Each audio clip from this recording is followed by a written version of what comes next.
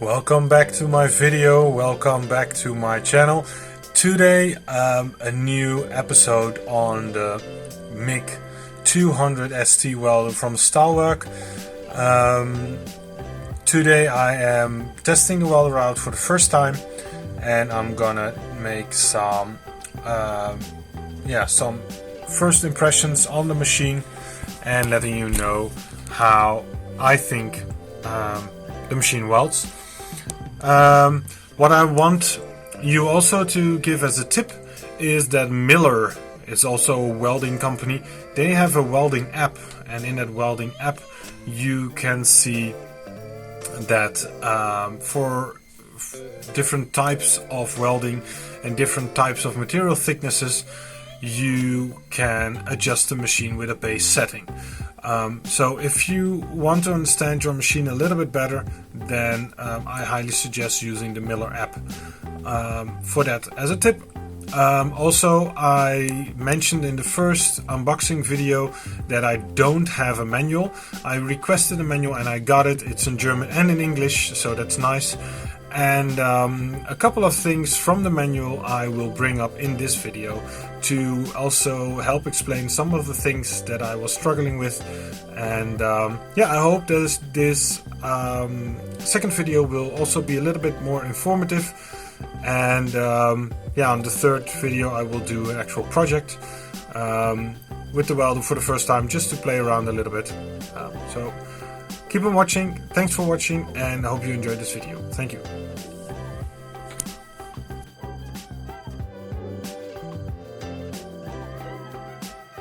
So yesterday, first time welding with the new Stahlwerk MIG200, and just trying to get the settings right.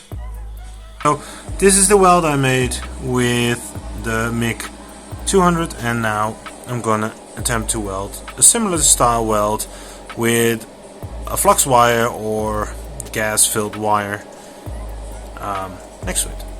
So let's see how that goes.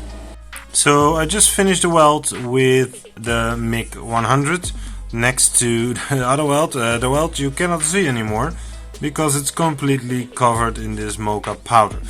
Now the first thing you notice is that the torch is half the weight of the Stahlwerk torch, and it welds like poop, but that's just the way flux wire welds. And then when you're done, it looks like this. So as you can see, there's splatter everywhere, and with my previous welds there was no splatter at all. So that's one of the major differences. And obviously you can see, it looks like someone spilled a cappuccino or something over the weld and around the weld, but that's actually just basically the gas, the powder that's inside transformed into protective welding gas. So next thing that we have to do is clean it up, and once cleaned up it looks a whole lot different.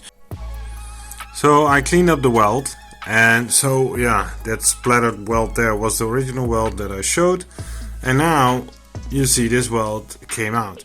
So once cleaned, it is sort of looking okay, but the issue is that the surrounding area looks like a bomb went off. And one thing that you can do is spray it with contact spray to prevent it a little bit, but generally that's just what happens. Now if you try to make something, and especially if you want to paint it afterwards, all those little spots and splatters will completely ruin your paint job. So for me, that is one of the reasons why I want to get away from welding with gas filled wire and with an actual gas bottle, just because the welds are, first of all, prettier, but also you have much less splatter if you properly gas the weld and the machine is properly adjusted. So this is just a comparison that I wanted to show. I think it really brings home the difference. So one of the more difficult welds to make is actually, this is welded up like this, is these stacking welds that we had to make. And these are just some tests that I've done. They ain't very pretty, because it's also very difficult. So what I want to do is try and do the stack welding that we did in the welding course that I had. Try and see if I can make something that looks somewhat like something that is here. So for example, something like this.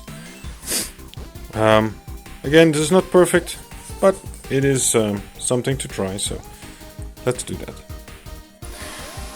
Okay, so first weld I tried didn't penetrate the material very well, and the strokes I did were way too short, and because of that it looks like a dead caterpillar. So second one, I started to make the stroke a little bit better, a little bit wider, and you can see that the welds are actually stacking up. And I changed the setting on the machine. I went to 200 amps and 20 volts and kept the wire speed the same. So now that I got a little bit better feeling again of what I'm supposed to do, let's try that again with the same settings. So I started here, then went there, went a little bit better. I decided to amp the voltage also by 3 volts. So 200 amps, 23 volts, wire speed the same. Yeah, I just have to get I have to relax a little bit, because yeah, it's as you can see, it is vertical up. Yeah, I just have to relax a little bit, and I think I can make it look decent on the last bit. So let's try again. Try again.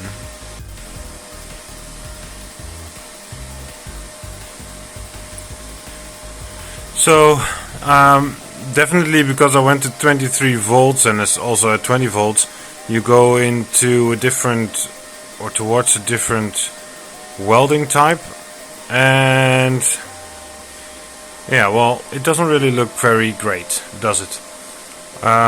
And again, basically what I'm struggling with at this stage is I feel that all my welds are very thick. And if you look, for example, here at the side, everything's still hot, so but this weld is much more inside the material, and this one is much more on top of it. And I don't know at this stage how to fix that. I want the weld to go more into the material instead of laying on top of it. So, okay, well, at least we tried.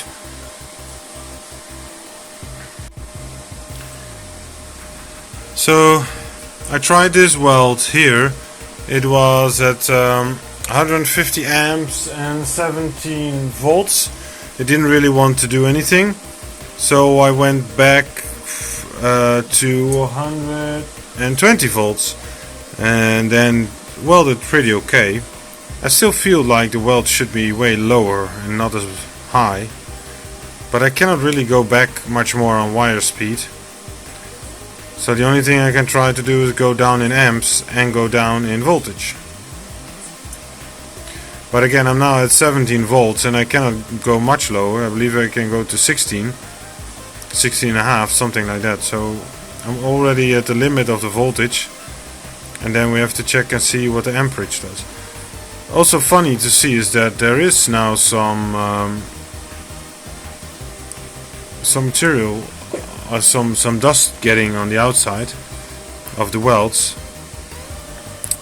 I don't know why that is either. Maybe I'm using a little bit too little gas, but let's check.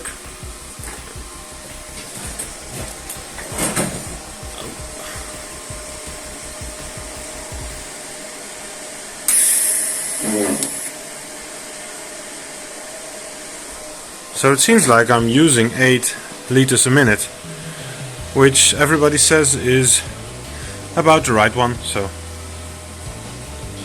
that should not be an issue.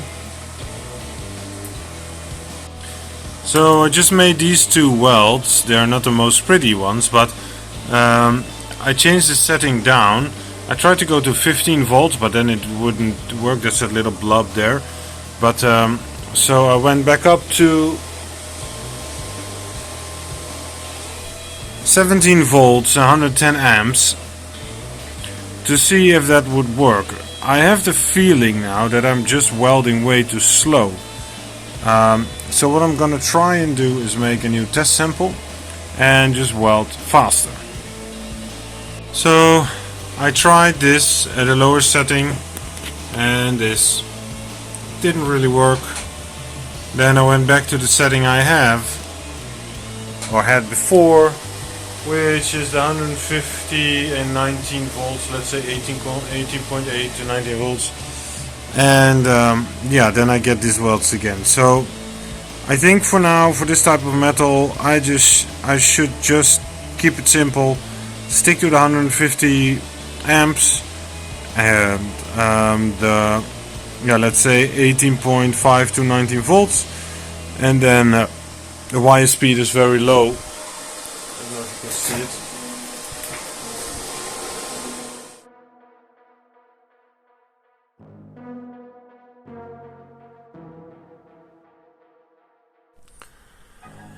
So, first couple of welds with the new welder from Stahlwerk. Der mig200 or the mig200. Yeah, basically, what an improvement to what I already had. That mig100 is going on. It's not literally going into the dumpster, but it's getting retired.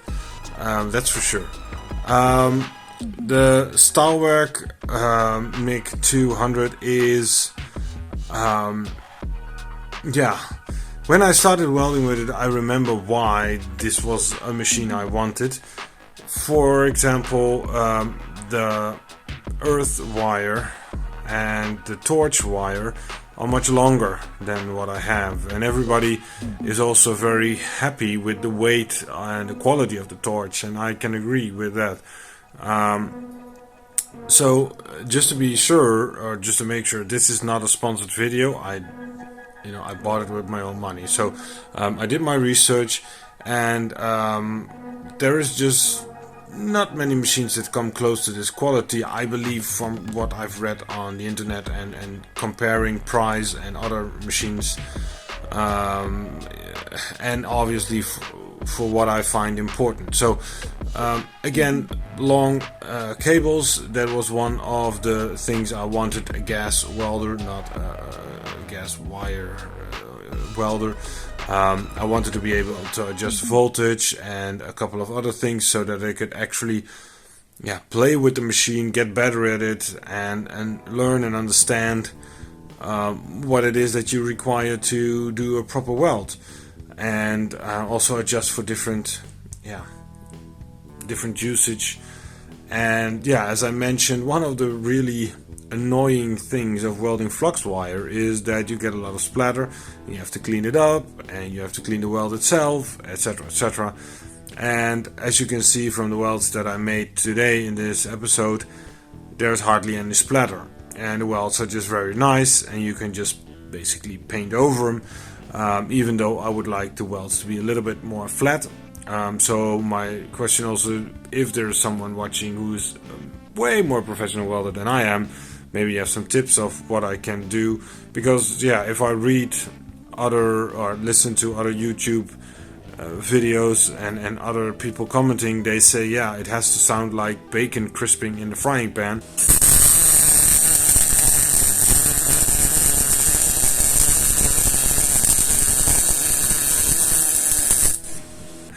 And that's what it does. And if I look at the Miller welding app, at through 3mm thick plate, they suggest that it's between 18 and 19 volts and between 140 and 150 amps, and that's what I'm welding at. So if I look at those things, I'm doing the right thing and it sounds right. But as I mentioned, I would just like the welds to be a little bit flatter, so that they actually make more like a chamfer between two plates than that it is like a dome-shaped weld, or whatever you want to call it. So again, just been playing around with the machine a little bit. Also regarding the connecting of the machine, I currently have the earth wire clamped down like this. Yeah, as I mentioned, it welds so much better, and already things that I learned during my welding class, yeah, I can actually play around with them and actually do something with what I learned, so that's nice. Yeah, so for now, super happy with the purchase, and just very eager to learn more and to understand it better. And I have a couple of projects lined up, and yeah, I just want to try and experiment with the machine and get better. And so if you have tips, let me know. If you like the video, please give it a thumbs up. And if you want to subscribe, consider subscribing. And yeah, I'm trying to upload more regularly, and hopefully my private life gets a little bit more calmed down, so I can actually keep up some of the videos. I'm trying to do once a week like I did in the past, but yeah, let's see what happens. At least an update for me. I wanted to really show this machine off, and yeah, hope you enjoyed the video. If you have any questions or you want to know anything specific, then let me know and I will try to answer it or show it. And for now, thank you for watching.